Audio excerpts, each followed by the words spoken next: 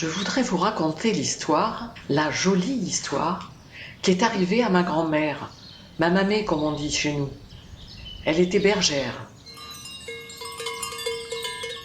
Au moment où tout commence, ma grand-mère Marceline est une toute jeune fille. Et là, elle est bien fatiguée. Vous savez, ce n'est pas de tout repos de surveiller un troupeau. Imaginez un peu. 200 bêtes à compter régulièrement, 200 estomacs à rassasier, 400 yeux à rassurer et 800 pattes qui risquent à tout moment de s'emballer. Oui, parce que, évidemment, pour couronner le tout, aux alentours, il y a des précipices, des renards, des rapaces et peut-être même quelques loups. De quoi inquiéter, vous vous en doutez, une jeune bergère toute seule pour garder ses moutons, avec juste son fidèle Pato en guise de compagnon. L'après-midi, enfin, s'avance un peu et les brebis sont regroupées et tranquilles. Ouf! La jeune fille a fini son casse-croûte et elle s'allonge au pied d'un chêne pour s'accorder un petit somme.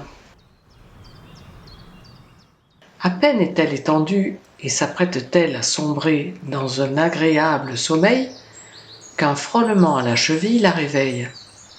Elle tente de ne pas y prêter attention et de replonger dans sa somnolence. Mais l'effleurement continue, l'attirant complètement de sa délicieuse torpeur.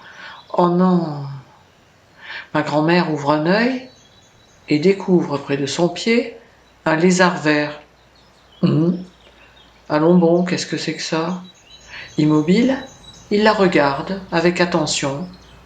Sa beauté est chatoyante, son regard si direct ne captive pas du tout Marceline, mais alors pas du tout, contrariée dans son sommeil. Et la bergère a la canne facile, elle pourrait bien la manier dangereusement pour punir l'audace du petit reptile.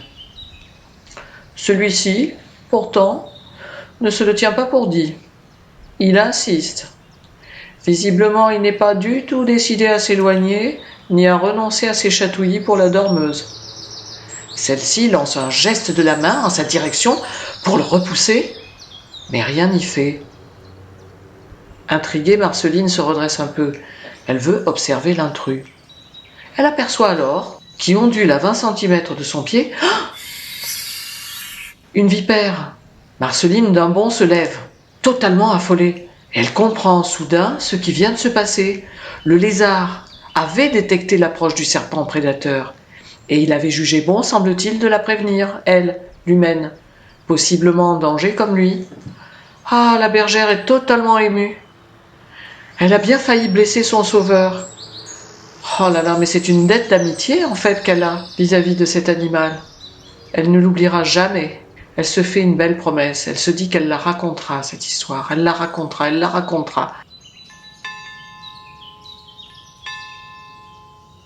Vous qui écoutez cette histoire, sachez que ces enfants l'ont bien des fois entendue, et ils l'ont bien écoutée, et puis ils l'ont partagée, tant et si bien qu'aujourd'hui, elle arrive pour vous dans ma voix. J'espère qu'à votre tour, vous ne pourrez pas l'oublier et que vous aussi vous la transmettrez. C'est si doux de parler des cadeaux d'amour que nous offrent nos amis, même si quelquefois ils nous parviennent d'une drôle de façon, comme pour Marceline par exemple, dans le regard affectueux et fraternel d'un lézard. Et oui, d'un lézard.